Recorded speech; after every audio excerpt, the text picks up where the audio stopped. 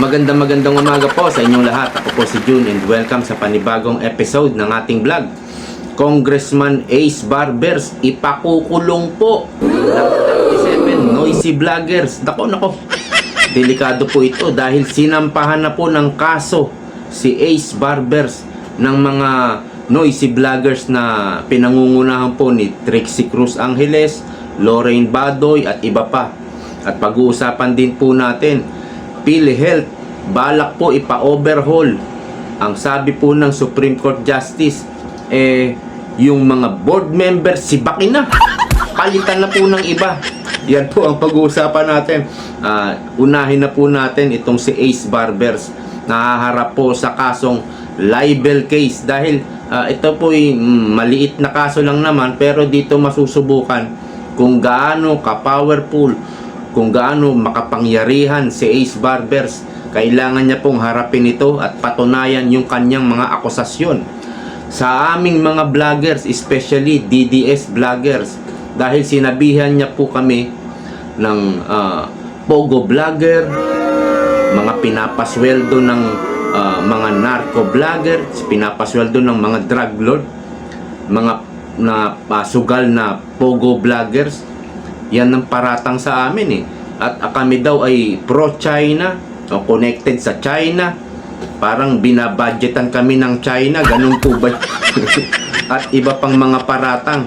Pero narinig ko po sa isang interview ni Ace Barbers. Ang sabi niya, ang sagot niya dun sa nagtanong sa kanya tungkol nga sa paratang niyang pogo vloggers, ano pa ba yun? Narco vloggers. Yun daw ay teorya niya lang. Saan ka nakakitang congressman? Ano ka? Scientist? Teorya? Ibig pong sabihin, wala talaga siyang dahilan. Ay, wala siyang basihan sa sinasabi niyang pogo vloggers, narco vloggers. Wala po. Akusasyon lang na para sirain ang mga DDS vlogger. Dahil nasasaktan po siguro siya. Kasi may mga footages mga nakaraang footages na pinipraise niya si Duterte, and then nung wala na sa kapangyarihan si Duterte, binabanata na si Duterte. Napapahiya siya kasi naipapalabas yung mga nakaraang sinasabi niya, at ngayong sinasabi niya pinaghahambing po talagang parang balimbing ang dating niya Napapahiya po siya sa mga iba namang 37 noisy vloggers. Hindi naman talaga vlogger, mga Facebook user lang yung iba doon. Kagaya ni Doc Lorraine Badoy, hindi naman vlogger yun, doktora yun, saka writer. So paparatangan mo na pogo vlogger, narco vlogger, pro-China, at kung ano-ano pa. Napaka-unfair po Kumbaga, pati yung mga maliliit na vlogger, sisiraan ng isang congressman, no? At ini-invite sa hearing sa Congress, at pag ayaw pumunta ay talagang pipiliting pumunta. Gagawin ng lahat, nakikipag-ugnayan na raw sa PNP, sa NBI, papaimbestigahan. Ang ibig lang po sabihin, talagang parang martial law ang ginagawa. Talagang yung nasa Constitution na freedom of speech, freedom of expression, binabali nila. Hindi nila ibinibigay bilang karapatan ng mamamayang Pilipino. Siguro sa mga supporters nila, meron silang freedom of speech, freedom of expression.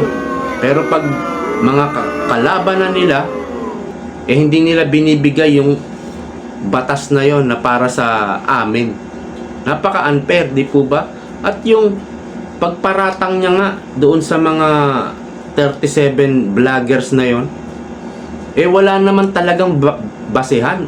Walang preba, walang ebidensya. Basta sinabi niya lang.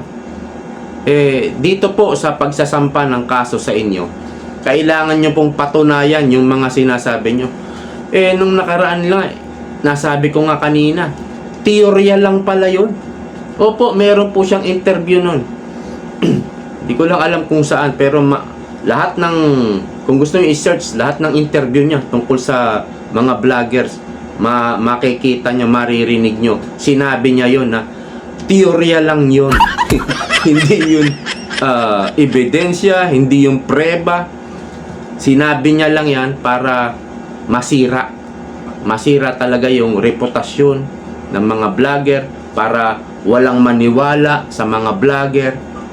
Kaya niya sinabi yun, para masira. So, dito talagang na ano sila nabibwisit sila. Lalo na sa mga pictures na ginagawa ng mga Facebook users, yung bang may mga buhaya, tapos susuntokin ni BP Sara. Diba? Tapos ipopost mo kahit walang caption masasaktan sila Bakit? Mga buhaya ba sila? Saka yung mga pictures, mga AI videos ni Speaker Martin, di ba napapanood nyo naman Siguro napipikon sila lalo na si Speaker kaya pinakilos niya siguro yung mga bataan niya na busalan nitong mga vlogger na to. Dapat matigil yan at dapat siraan nyo para hindi paniwalaan. Wala tayong magagawa We are age of AI na Nasa AI na panahon na po tayo So ito, maganda pong pagkakataon nito para malaman ng taong bayan yung mga sinasabi, yung aligasyon ni Mr. Ace Barbers.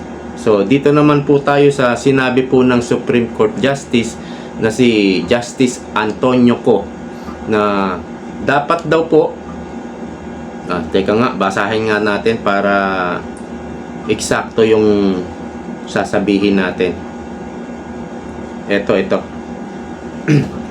March 4 po ito.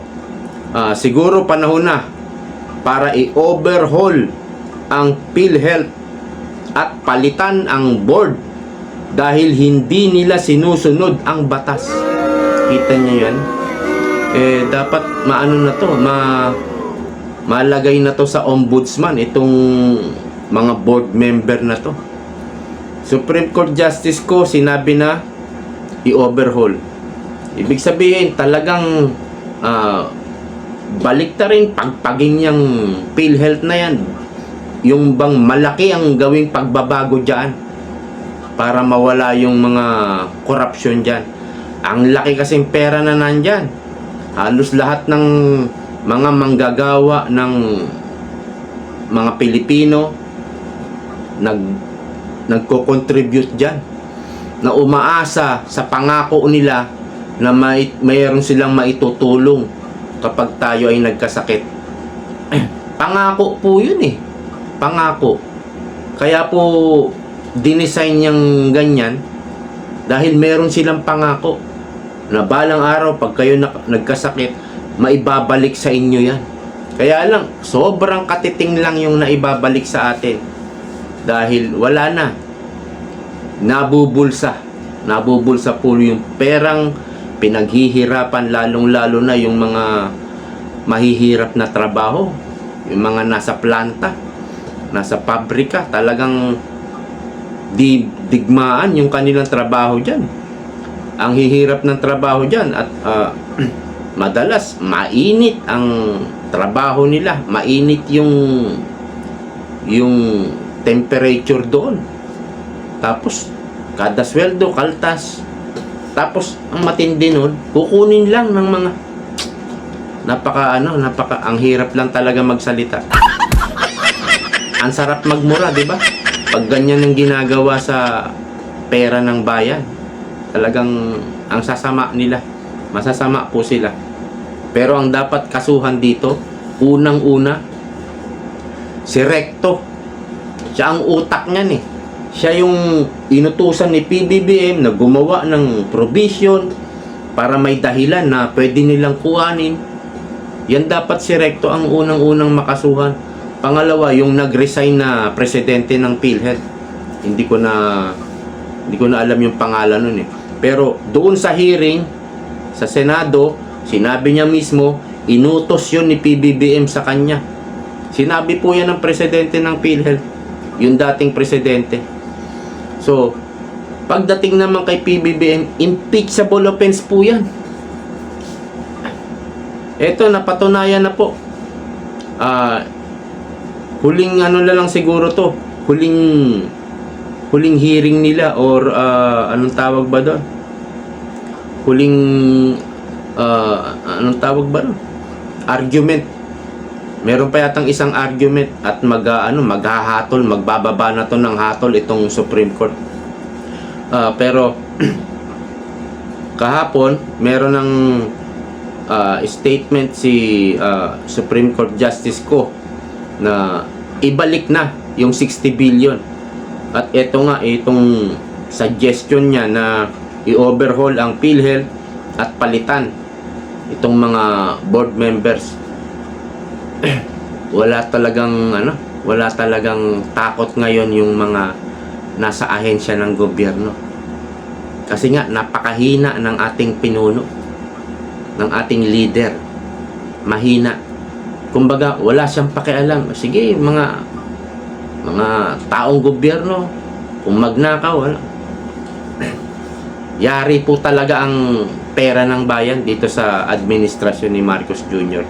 Hanggang dito na lang po. Maraming salamat po sa panonood. See you po next time. Bye-bye.